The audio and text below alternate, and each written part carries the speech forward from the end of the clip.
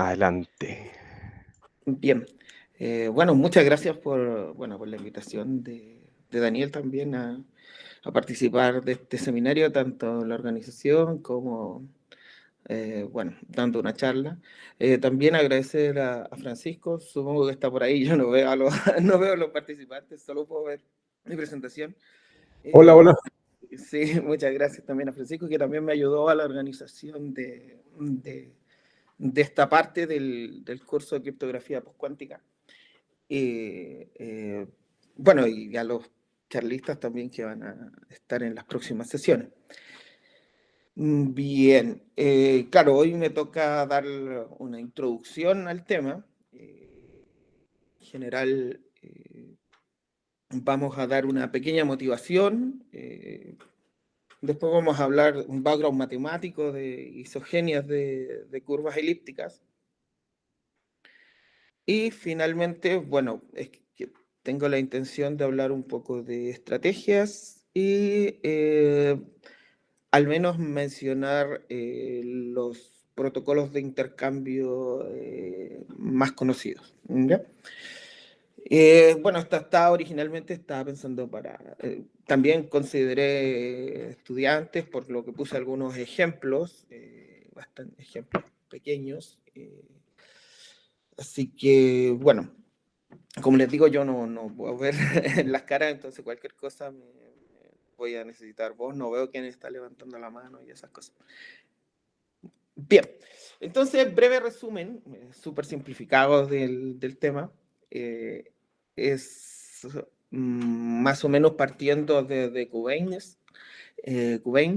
en 1996, donde él ya propone utilizar, generalizar un poco el Diffie-Hellman clásico, y dentro de las propuestas estaba precisamente isogenias de curvas ordinarias, perdón, de curva ordinaria.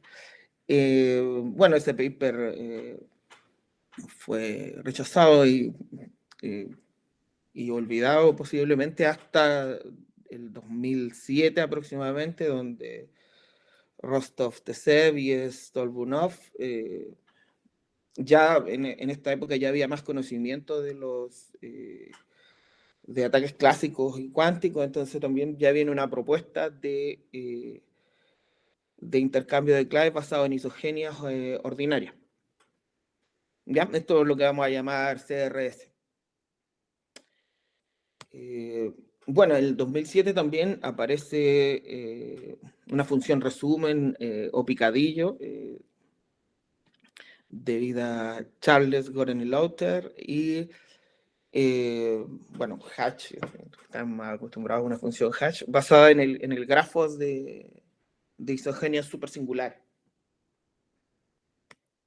Entre estos años también pasan algunos, aparecen algunos ataques, todavía podemos partir que el 2011 es una época, o sea, una fecha clave porque aparece Said, ¿ya?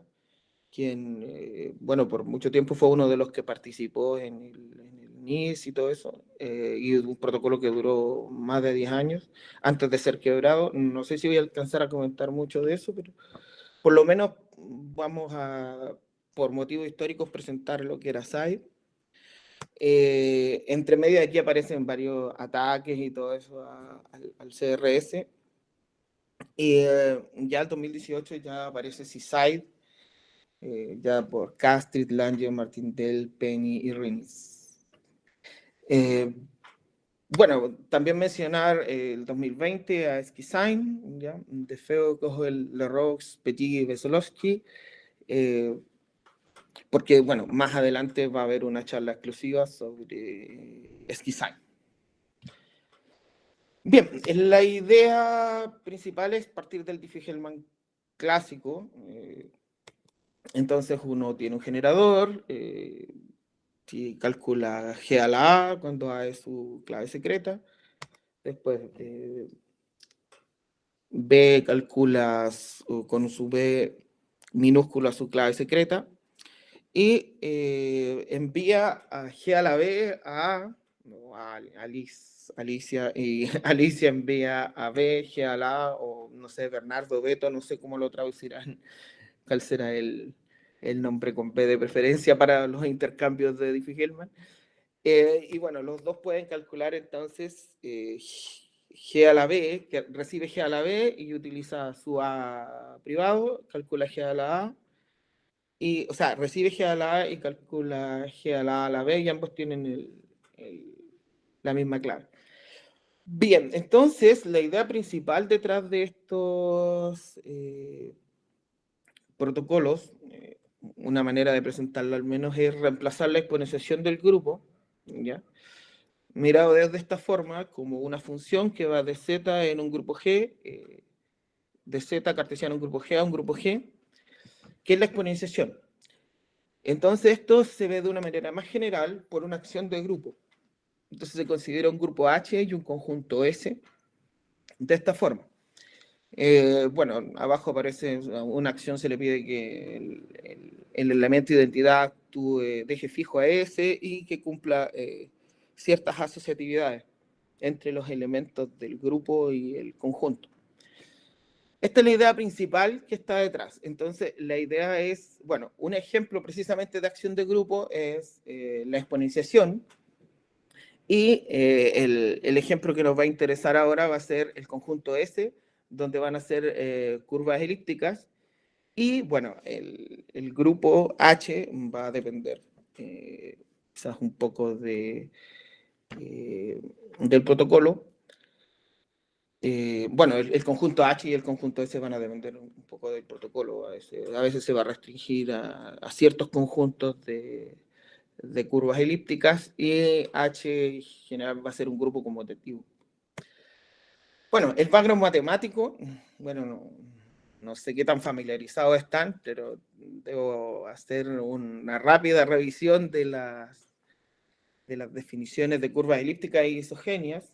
Bueno, por lo menos los elementos que, bueno, no sé si es tan rápida, debo dar los elementos básicos para poder entender los protocolos y para poder también preparar para las próximas charlas, ¿ya? Bien, entonces una curva elíptica sobre un cuerpo F, ¿ya? Bueno, ahí uno puede considerar distintos cuerpos, de característica distinta de 2 y 3 es definida por una ecuación de la siguiente forma: y al cuadrado igual a x cubo más ax más b, ¿cierto? Esta es la forma corta de Weierstrass, por eso estaba pidiendo que fuera distinta de 2 y 3, y bueno, la condición que 4 al cuadrado más 27 sea distinto de 0. A esto se le suma el punto del infinito, que tiene una mejor interpretación en el plano proyectivo, pero uno puede pensar que está en todas las rectas verticales, y bueno, definir un grupo, y en donde el infinito es precisamente el neutro del grupo. Bien, entonces las clásicas representaciones de las curvas elípticas son las que aparecen en la figura 1. Sobre curvas elípticas, sobre cuerpos finitos, vamos a ver cosas de este tipo, ¿ya? Por ejemplo, esto es una curva elíptica y sobre F11 tiene apenas 12 puntos. Bueno, esto es un gráfico de Sage. Bien, dos cosas bien importantes de curva elíptica antes de ya entrar más de lleno definiendo curvas supersingulares, ordinarias, es el J invariante, ¿ya? El J invariante es súper importante porque nos va a servir para entender, bueno, para caracterizar las curvas o las clases de curvas, ¿ya? Y también nos va a servir para etiquetar curvas en el grafo. Y el teorema de Hasse, que nos habla de el número de puntos de una curva elíptica, ¿ya? Bueno, la isogenia siempre ha estado vinculado la historia de la isogenia siempre ha estado vinculada un poco al conteo de puntos y también al número de puntos de una curva. Definiciones de, ya tenemos el grupo, tenemos el grupo de curva elíptica, entonces dentro del grupo de curva elíptica hay un subgrupo que es súper importante, que es el grupo de torsión, y para eso primero necesito definir el orden. tengo un punto en una curva elíptica, el menor entero m, tal que mp es igual al infinito, es llamado el orden, ¿ya? O sea, el menor entero, tal que multiplicando el punto va a dar al neutro. Eso es lo que se llama el orden. Y el conjunto de torsión son todos los puntos de la curva elíptica, tal que multiplicados por m, son el neutro. Esto nos va a permitir caracterizar ya las curvas elípticas, las vamos a clasificar en ordinarias y supersingulares, de acuerdo a la torsión. Si la torsión, la p-torsión es el grupo cíclico de orden p, va a ser ordinaria, ¿sí? En el sentido de que es el caso común o normal, y es llamada supersingular, el caso más extraño que es el, la p-torsión sea igual al conjunto el conjunto del neutro. Bien, un momento, una preguntita, ¿sí? ¿No te molesta? Sí. ¿A qué te refieres con una curva elíptica en característica P? ¿El campo es característica P o la curva elíptica es característica P? El campo sobre el cual está definido la curva elíptica. Ah, ¿Ya? perfecto. Sí, el campo. ¿Sí? Esto es una de las caracterizaciones, al menos hay, dependiendo de la presentación, van a ver, y yo voy a tratar de dar otras caracterizaciones durante la charla. ¿Ya? De hecho, hay primero este teorema que lo quise, me gusta ir colocándole nombre a los teoremas para, para ir recordando.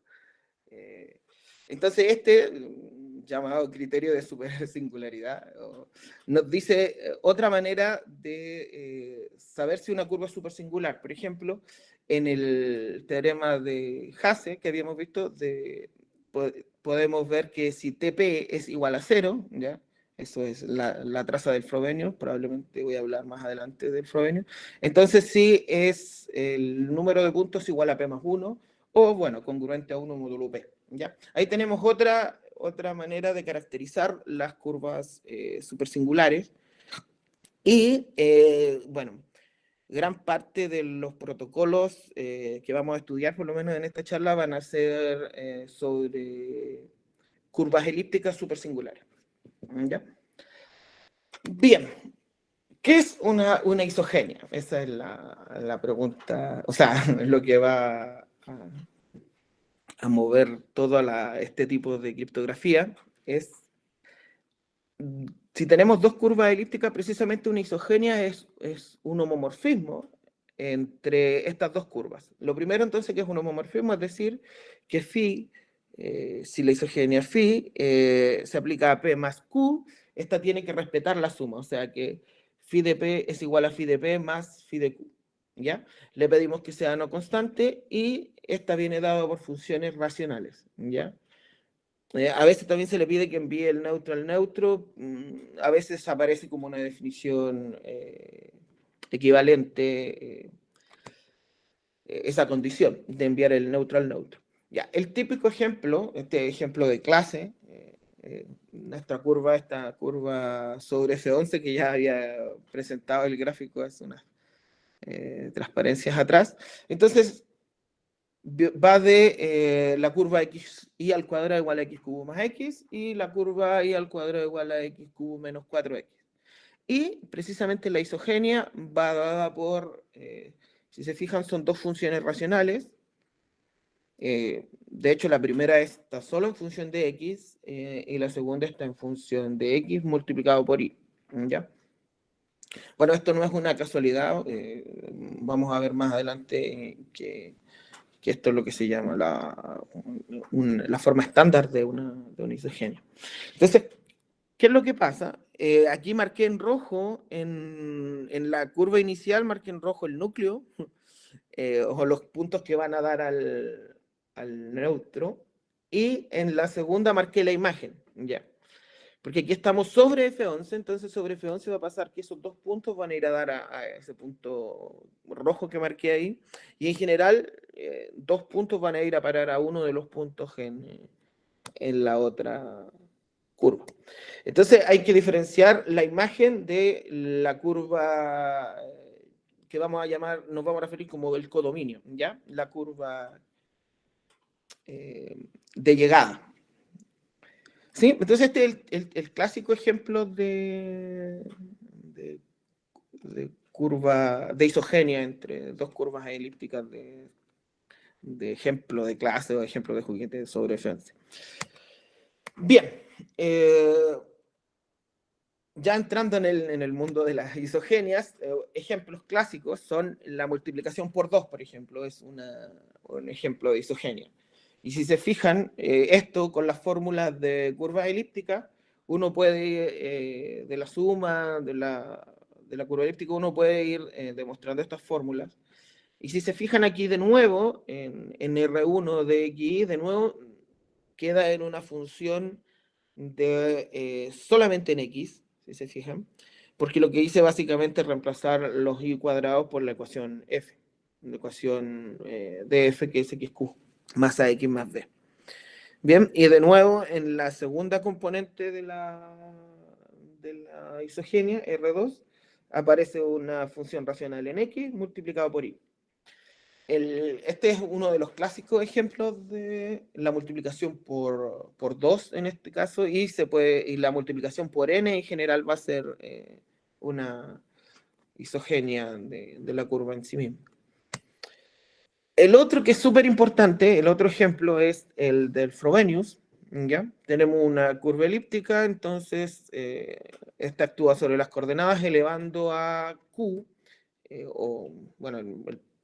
y elevando x a q y elevando y a q y mandando el neutro en el neutro. ¿Ya? De nuevo, la primera componente está en una función de x y la segunda componente va a ser una función de x multiplicado por y. ¿Por qué puse los ejemplos en esta forma? Porque tener una isogenia en la forma, lo que vamos a llamar forma estándar, siempre vamos a poder asumir esto, ¿ya?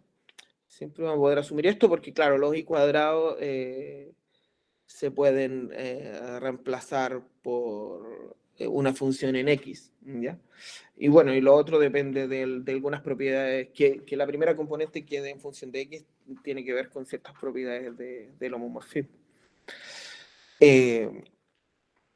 ¿Por qué es importante tenerlo en la forma estándar? Porque esto nos va a dar una de las maneras de caracterizar o de definir el grado de la isogenia y si es separable o no es separable. Más adelante vamos a ver otros teoremas que nos van a permitir caracterizarla de otra forma, pero esta es una manera muy simple de entender como la primera componente es una función racional, ¿cierto? Un cociente de polinomios en X. Vamos a definir el grado simplemente, ahí es un phi, no es un alfa. El grado lo vamos a definir como el máximo entre el polinomio P y el polinomio Q, ¿ya? Y se va a llamar separable en el caso que la derivada no sea idénticamente cero, o sea, no sea nula. ¿Ya? Ahí podemos ver en nuestros ejemplos que el grado aquí, si se fijan, miramos primero solo R1, miramos aquí que tenemos x a la cuarta y acá x al cubo, entonces esta va a tener grado 4. En general, la multiplicación tiene grado 2 al cuadrado.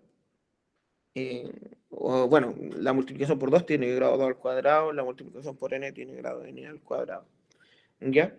Bueno, y ahí nos va a permitir calcular el grado y también la derivada nos va a permitir entender si es o no separable. Lo que sí, la mayoría, para el resto de esta charla vamos a hablar de isogenias separables, ¿ya? Entonces, vamos a caracterizarlas más adelante en función del núcleo.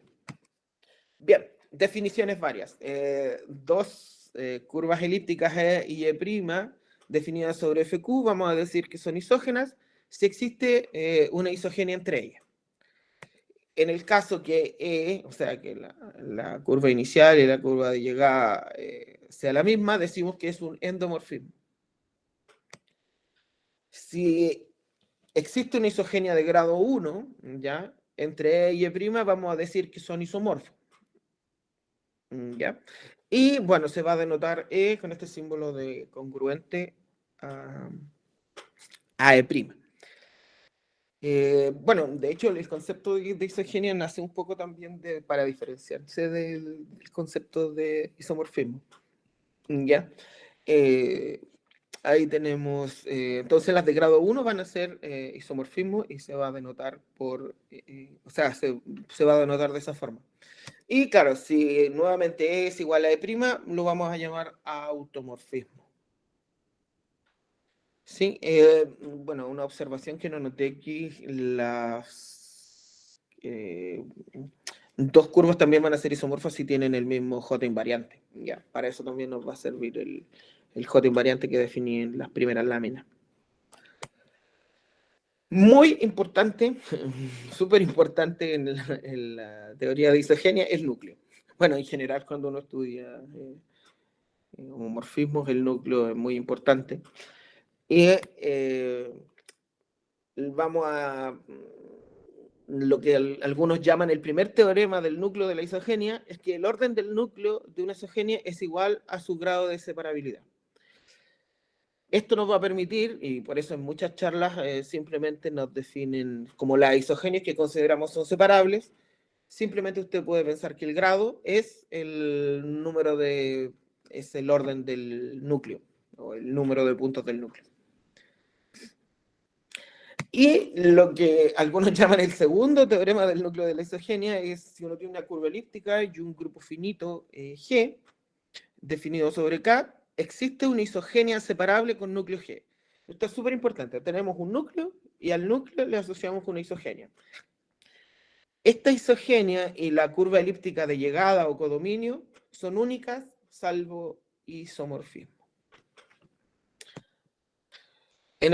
¿Cómo se calcula? Que es la pregunta natural que viene después, aparecen las fórmulas de Beloux en el 71, las fórmulas de Beloux en el 71. Entonces, tenemos una curva elíptica dada por su forma corta de Weierstrass, y a cuadrado igual a x cubo más x más b, definida sobre K. El grupo finito a veces, observar que esta raya significa que puede estar definido sobre la clausura, ¿ya? Los núcleos pueden estar definidos sobre la clausura. Y una expresión racional viene dada por esta forma, ¿ya? Bueno, hay una versión más explícita, elegí esta solamente, y también hay fórmulas para la ecuación de llegada, para la curva elíptica que va a ser, que va a ser el codominio, y al cuadrado igual a x cubo más a' x más b, donde a' y b' vienen dados por estas fórmulas. Aquí, si se fijan, resalté tres cosas. Uno, el núcleo.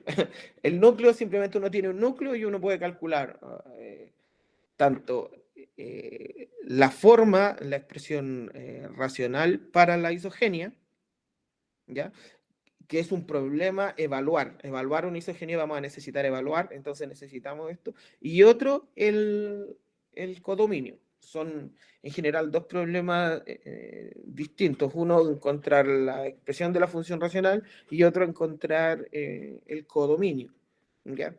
Sobre todo cuando uno ya sigue estudiando isogenias, el superior, incluso también uno se puede dar cuenta que a veces está la fórmula eficiente para calcular el codominio, pero evaluar todavía sigue siendo más difícil o más lento.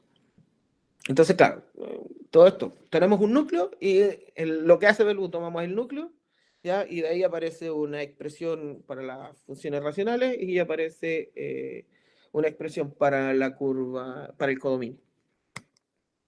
Nuestro ejemplo, el ejemplo regalón, ejemplo de clase, es el que habíamos visto ya y esa se puede calcular usando las fórmulas de Beloux, con el núcleo es este punto de orden 2, 0, 0. Entonces esta que habíamos presentado era precisamente lo que se llama una dos isogenia. Ahora voy a definir qué es una L isogenia. ¿Ya? Y su curva de imagen. ¿Qué es una L isogénea entonces? Tenemos dos curvas elípticas sobre FP y el L es distinto de P. Una L isogénea va a ser una función donde el orden o la cardinalidad del núcleo es igual a L. ¿Ya? Eso es una L isogénea y van a ser uno de los objetos de estudio principales en la criptografía basada en isogenia.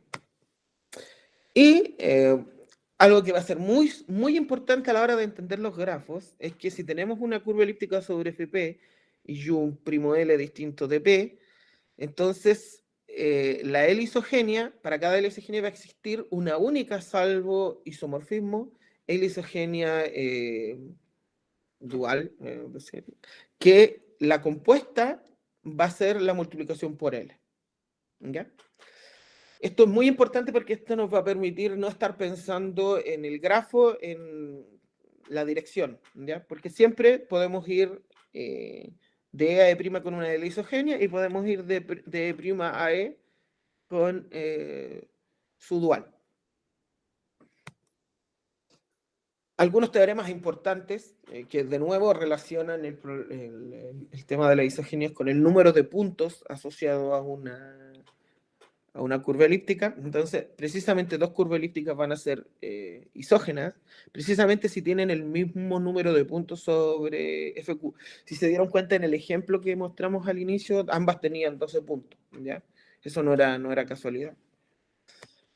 Y una cosa bien interesante que las isogenias son un invariante en el sentido de que envían curvas supersingulares a supersingulares y curvas ordinarias a curvas ordinarias. Ya, entrando ya en el tema del grafo, ya, de los grafos, bueno, las curvas supersingulares tienen una propiedad importante que el J invariante siempre está en FP al cuadrado. Si uno, por ejemplo, aquí tenemos un típico grafo de dos isogenias, ¿ya? Y si se fijan, aquí tenemos dos puntos que están en la extensión cuadrática. Y en general aquí están todos los J invariantes. ¿Ya? Si se fijan también, otra cosa que es importante, que gran parte de los J invariantes están en el cuerpo base. Estudiar el subgrafo de los que están en el cuerpo de base también es un problema importante. Entonces, el grafo de isogenia ya vamos a definirlos. Los vértices van a ser curvas elípticas, en algunos casos van a ser J invariantes y por el tema de Tate o algunas aplicaciones concretas también va a ser curvas de un número de puntos dados, ¿ya? Y las aristas van a ser isogenias entre curvas elípticas. Este es el típico grafo sobre los que se hacían los ejemplos de clase o de juguetes de Side, ¿ya? Sobre el primo 431. Y ese es el grafo de dos isogenias, el grafo hecho en Sage. Y también uno ve que este tiene 37 J invariantes, ya eso tampoco es casualidad, los J invariantes son, o sea, van a ser alrededor de P partido por 12. ¿Ya? Tampoco es una casualidad. Bien, ya esto es más o menos lo que era el background matemático. Bueno, estaba pensado también un poco estudiante, así que hice varias definiciones equivalentes y todo eso. Y ahora ya vamos a pasar a temas de estrategias, de cómo se calculan las L a la N isogenia. ¿Ya? Bueno, aquí va a ser importante que en general no vamos a trabajar con la forma corta de Ballestras en los protocolos, sino vamos a trabajar con las que son las curvas de Montgomery. ¿Ya? En general los protocolos SAI y SAI trabajan con este tipo de curvas, bueno, por varias razones, porque la aritmética depende solo de la coordenada X, hay que calcular multiplicaciones por escalares y se pueden usar lo que se llaman escaleras de Montgomery. Y además, no solo la multiplicación por escalares es eficiente, sino también es eficiente calcular isogenia. Hay fórmulas eficientes para calcular isogenia. Entonces, ¿el problema cuál es? uno de los problemas que tiene que ver con la eficiencia de estos protocolos es calcular L a la n isogenias. Esto es uno de los problemas claves a la hora de implementaciones. Entonces, las L a la n isogenias, ¿cierto?, se van a calcular descomponiendo la L a la n isogenia en una cadena de L isogenias. Voy a dar un ejemplo, espero que con el ejemplo quede más claro de cómo se calcula una L a la n isogenia. Ya, partimos de nuestra isogenia inicial. Yo no sé si se ve el cursor cuando apunto la diapositiva. No sé si... Sí, sí se ve. Ya, vamos a partir con un ejemplo para calcular L a la n isogenia. Entonces, partimos de esta isogenia que va a estar aquí, este es el A en la curva de Montgomery, ¿ya? Esto está en forma de Montgomery, y va a estar sobre 431 al cuadrado. Entonces, en esta curva nosotros vamos a tener, por ejemplo, si queremos calcular una 2 a la 4 isogenia, vamos a tener un punto de orden 4, ¿ya? Tenemos, acuérdense, siempre núcleo.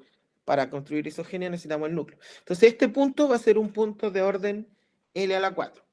Si queremos conseguir un punto de orden L a la 3, simplemente multiplicamos por 2.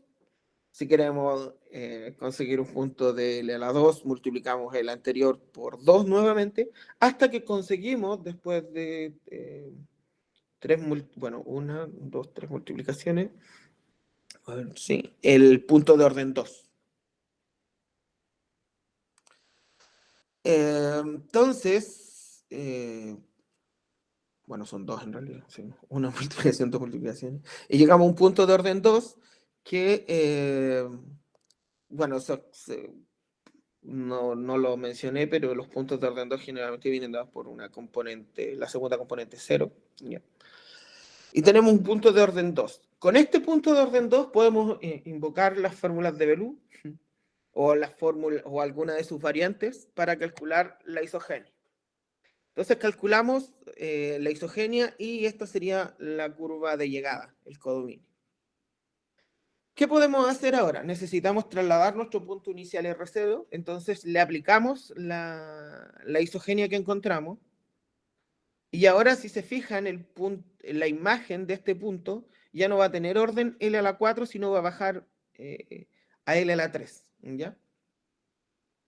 Entonces ahora para conseguir el punto de orden 2, vamos a multiplicar por 2 nuevamente y vamos a conseguir un punto de orden 2 al cuadrado. Y vamos a volver a multiplicar por 2 y vamos a conseguir este punto 0, 0, que es un punto de orden 2. Teniendo el punto de orden 2, ¿qué vamos a poder hacer entonces? Vamos a poder ocupar Below y vamos a calcular la siguiente curva. Ahora tomamos la imagen de R0 y la evaluamos con la nueva isogenia y conseguimos ahora baja nuevamente a un punto de orden 2 al cuadrado. Ya multiplicamos solo una vez por 2 y conseguimos el punto de orden 2 para calcular la siguiente isogenia. Y llegamos a esta isogenia y ya evaluando la imagen del punto ya obtenemos inmediatamente un punto de orden 2. Si se fijan, bajamos de L4 a L3 a L2 y al punto de orden 2, con el que ya podemos calcular la curva imagen de nuestra isogenia.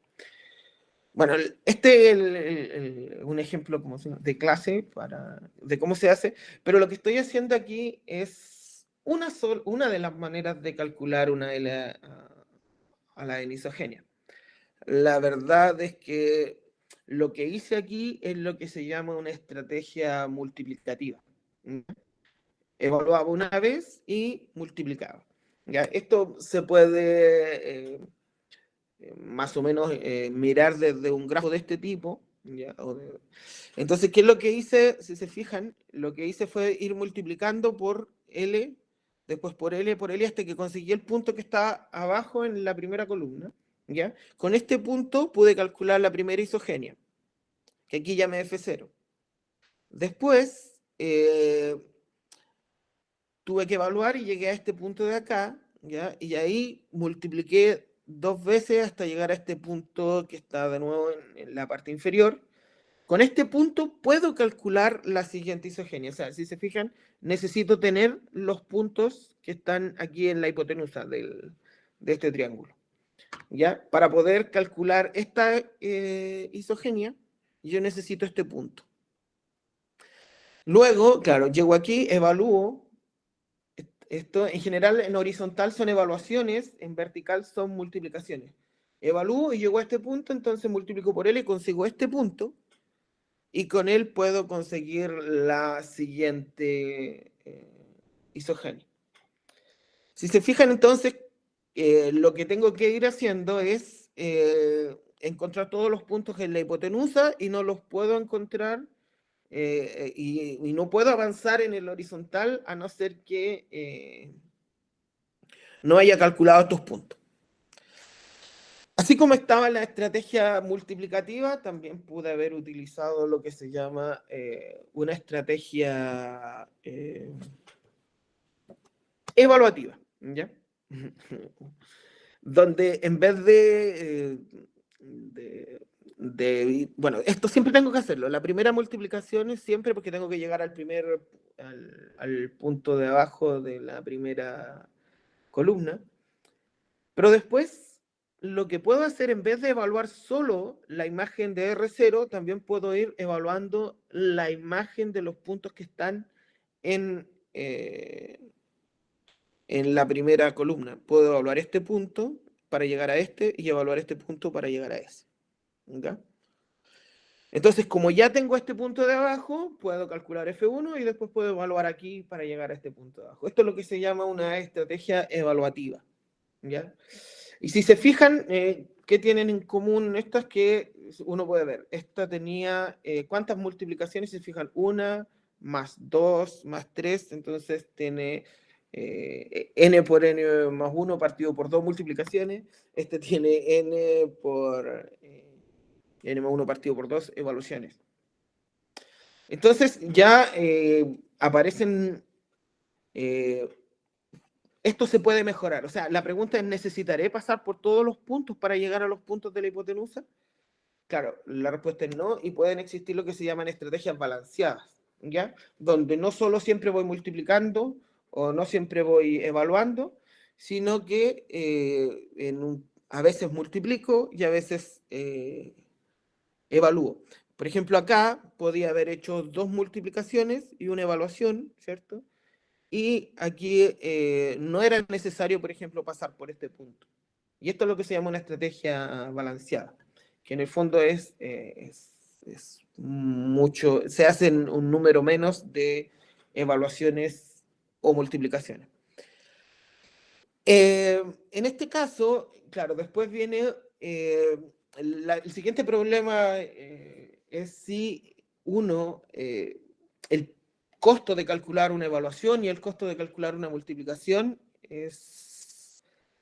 Si uno de los dos es más costoso, uno puede proponer, y es lo que hacen Yao de Feo y Plut, es proponer una estrategia optimal, ¿ya?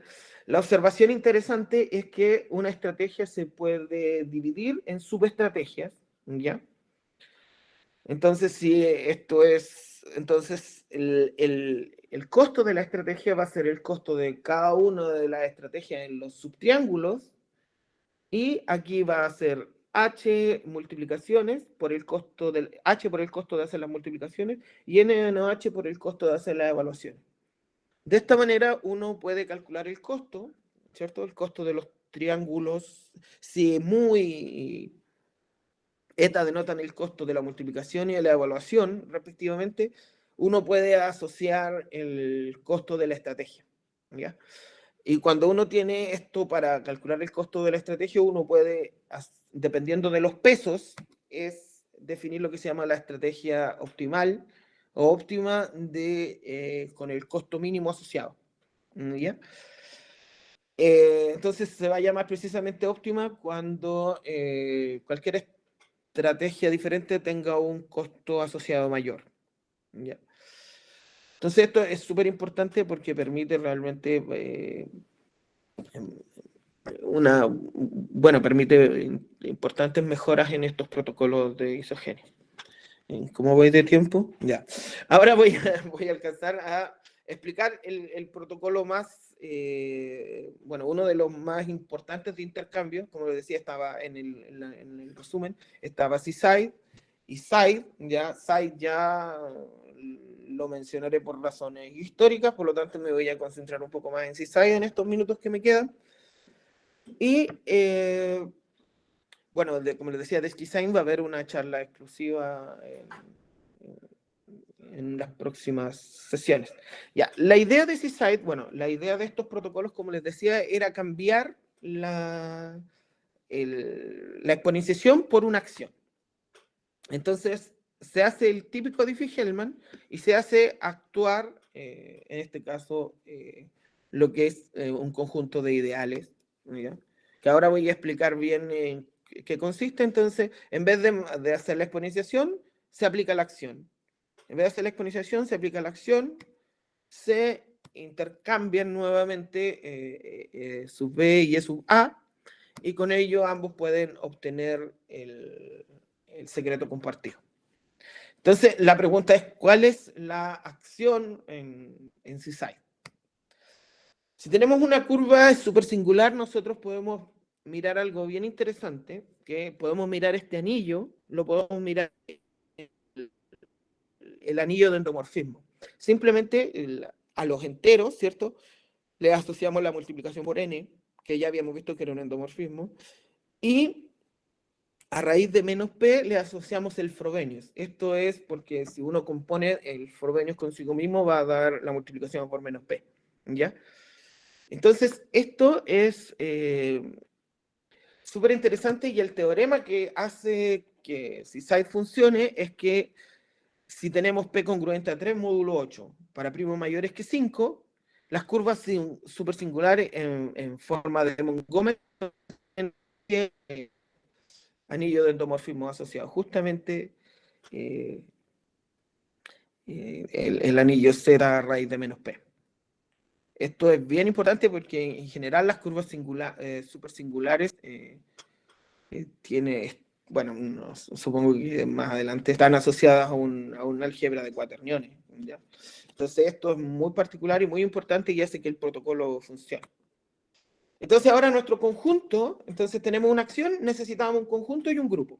El conjunto van a ser las curvas en forma de Montgomery, con P congruente a 3 módulo 8 y P mayor o igual que 5. Y aquí esto es un poco técnico, la verdad, no sabía qué tanto profundizar. Claro, el grupo va a ser el grupo de clases de ideales de Z raíz de menos P, ¿ya? Ahí hay una relación de equivalencia y lo impresionante también es que forman un grupo. Y la acción queda definida de esta manera. Tomamos entonces del grupo de clases de ideales a las curvas elípticas en forma de Montgomery con estas condiciones y aplicamos el ideal de la siguiente manera, ¿ya? Esto se va a traducir a calcular L isogenia nuevamente. Entonces, un caso es L el Frobenius menos 1 o L el Frobenius más 1. Lo interesante es que aplicar punto el Frobenius menos 1 significa que queda fijo sobre P. Entonces, para calcular esto vamos a necesitar encontrar un punto en el núcleo que esté sobre FP, y para calcular pi más 1 vamos a necesitar un punto en el núcleo que esté sobre FP al cuadrado, ¿ya? Entonces, eso nos va a permitir aplicar la acción. En el grafo pasa más o menos lo siguiente, ¿ya? Este es el típico ejemplo de CSIDE, ¿ya? Ahí están en las presentaciones de los autores, este es el típico ejemplo que aparece en sus presentaciones. Entonces, vamos a partir, por ejemplo, de la curva E0, y, uno va a ir hacia la curva 158 y el otro, por ejemplo, va hacia la curva 261. Si se fijan, claro, después, si se fijan aquí hay una simetría en relación a estos números que aparecen aquí son los A en la representación en la forma de Montgomery. Y si se fijan, miren, estamos sobre 419 y aquí tenemos 410 y E9 son A y este sería menos A, módulo 419. A y menos A, módulo 409. Y así va apareciendo una simetría en este grafo. Entonces, es bien interesante. Y para hacer seaside, por ejemplo, en este ejemplo, vamos a utilizar primero el grafo de asociado, que va a ser lo vamos a tener en azul, que van a ser las 3 isogenias. ¿Ya? Después vamos a calcular el grafo de 5 isogenias, ¿ya? Y este va a ser de esta forma. Quizás aquí dar un poco más detalles del grafo, pero se ve de esta manera. Se cubren el mismo número de puntos porque gracias al teorema ese, el teorema que le da sentido a este protocolo. Y después las 7 isogenias van a ir en verde. ¿Ya? Entonces la acción lo que va a hacer es, va a ir tomando L isogenia, si es un ideal de la forma L pi menos 1, se va a mover hacia un lado, y si es pi más 1, se va a mover hacia otro. ¿Ya?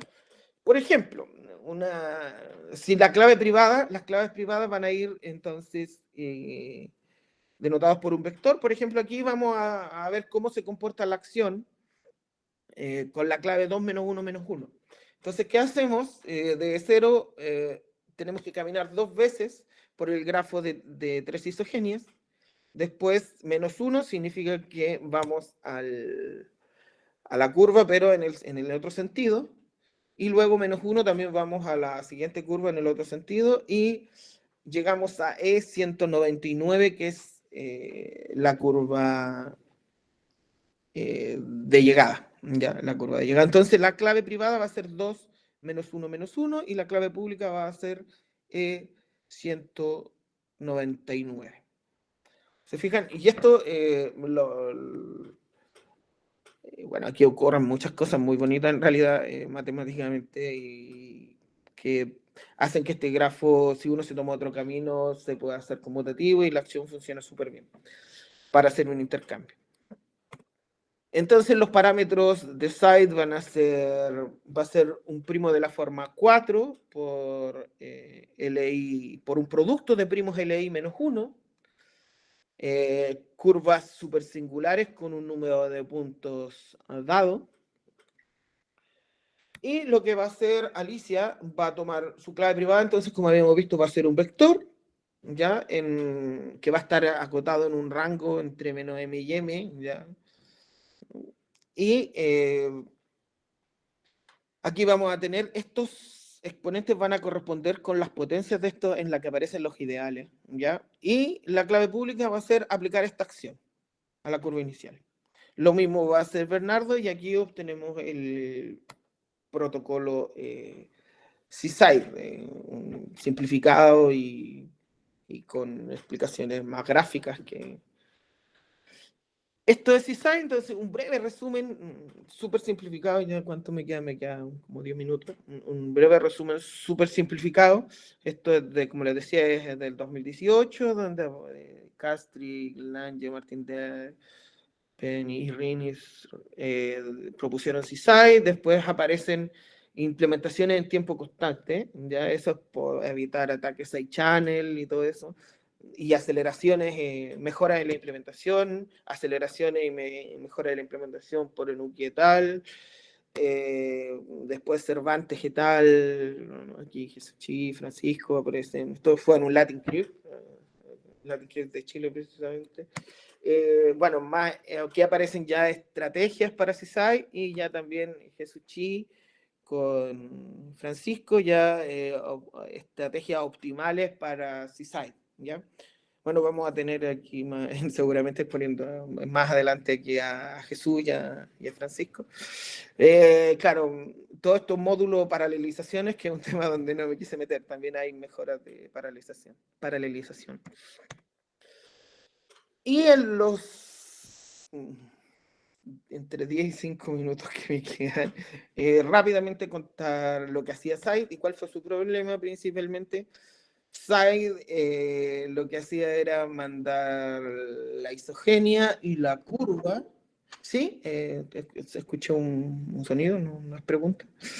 Bien, entonces se calcula la isogenia A y se llega a A, se calcula la isogenia B. Lo que pasa es que aquí no solo se manda la curva del codominio, no se manda la curva de llegada, sino también se mandan un par de puntos adicionales, información extra.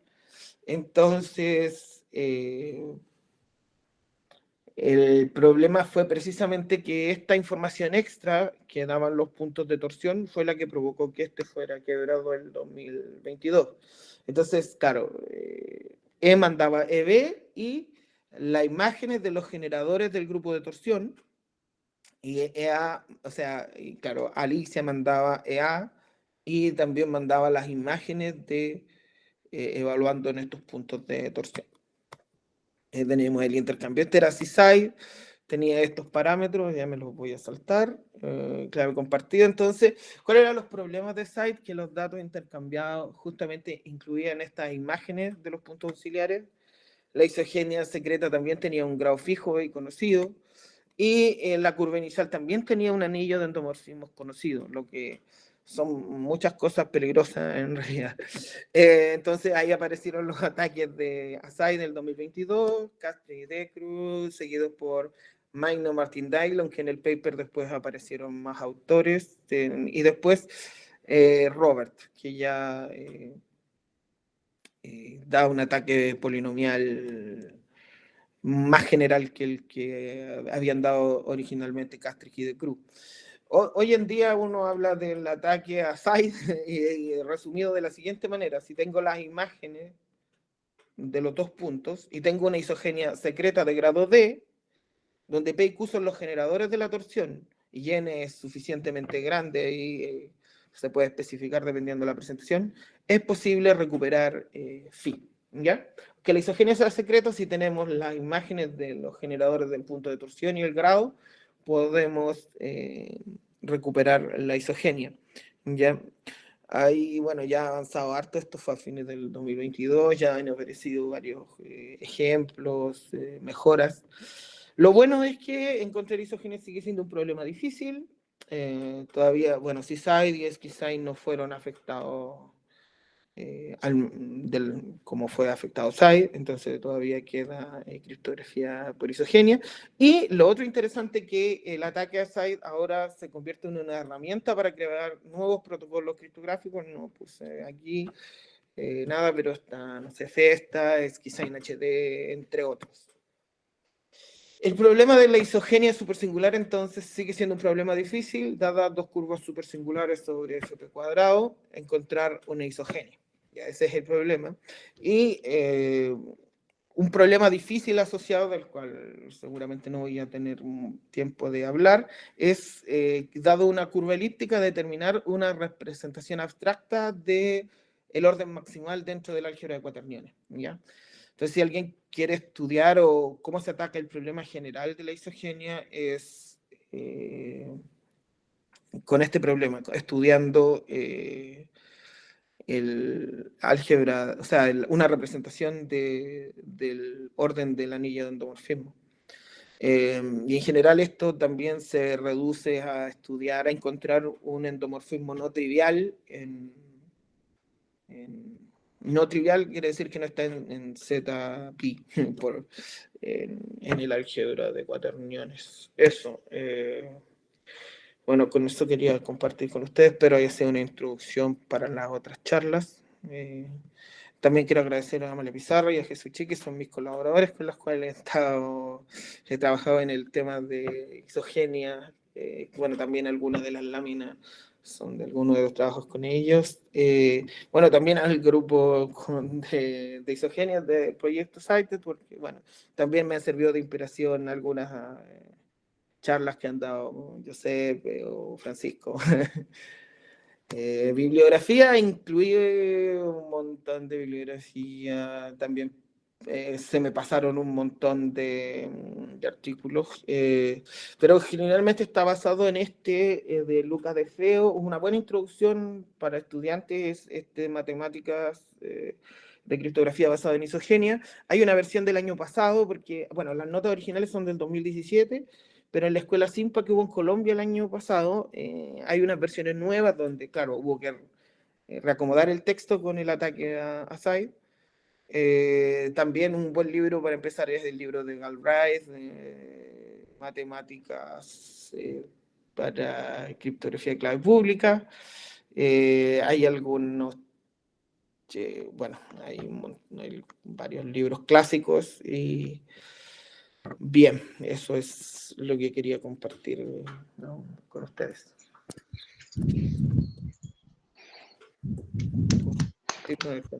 Muchas gracias, Edgardo. Muchas gracias. ¿Tienen preguntas?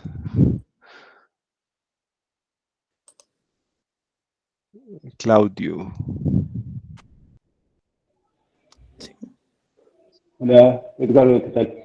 Hola, hola. Una preguntita corta. En comparación, el problema de encontrar una isogenia entre dos curvas isógenas supersingulares es más difícil que el problema para ordinarias.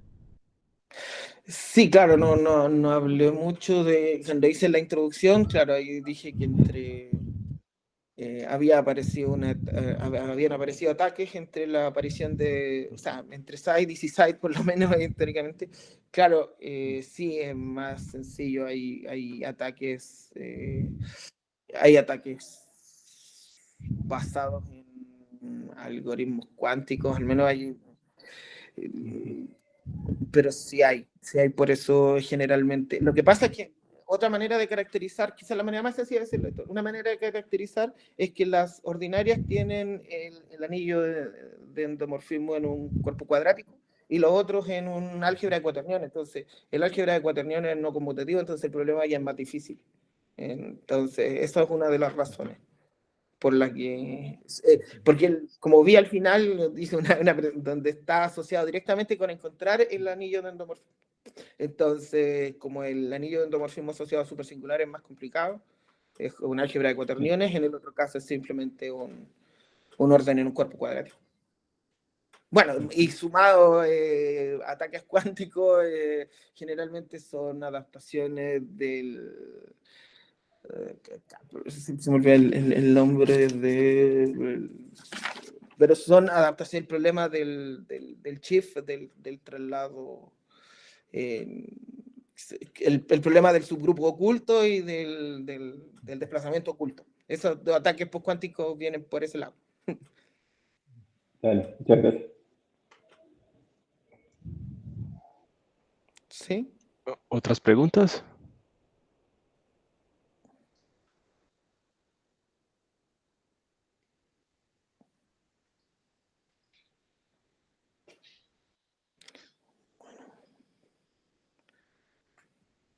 Bueno, ahí mientras promociono la siguiente charla.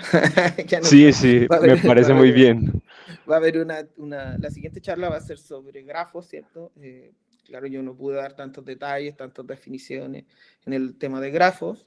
Después vamos a tener una charla sobre, también se me quedó hablar un poco sobre Belu, sus variantes, cuál es la versión de Belu más rápido, Belu Square, nos va a dar una charla también Francisco. Esquizain, que es súper importante, también va a tener su propia charla. Y un bonus track que yo no quería que se quedara fuera es Isogenia de Dimensión Superior, que es donde generalmente yo trabajo. De hecho, generalmente es donde estoy trabajando en toda la LL Isogenia y adaptación de estrategia, LL Isogenia. Y bueno, generalmente me interesan el estudio de LL Isogenia. Género 2. Excelente.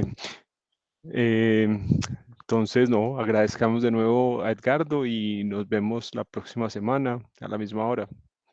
Muchas gracias, Edgardo. Gracias a ustedes. Felicidades, Edgardo. Gracias. Hasta luego, Edgardo. Muy buena plática.